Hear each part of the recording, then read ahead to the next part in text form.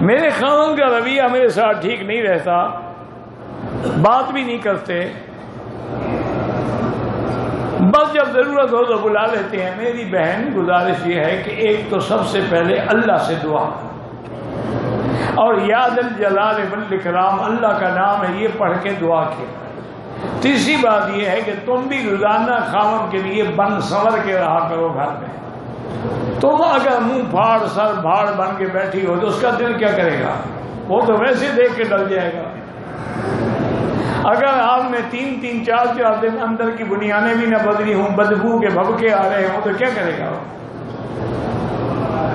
کچھ اپنی حالت پر بھی غور کرو۔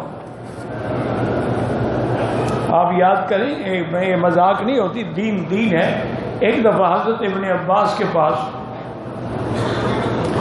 حضرت عبداللہ بن مسعود ایک مسئلہ پوچھنے کے لیے آئے عشاء کے بعد۔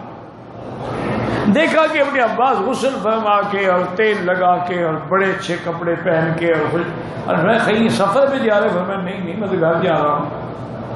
میں نے کہا حضرت یہ تیاری؟ انہوں نے کہا اللہ کے بندے، ہم چاہتے ہیں کہ ہماری بیوی بن سنور کے خوشبوئیں لگا کے بیٹھی ہو، وہ نہیں چاہتی کہ میرا خاوند بن سنور کے آئے۔ میں نے بیوی کو ملنا ہو تو میں بھی تیار ہو کے جاتا۔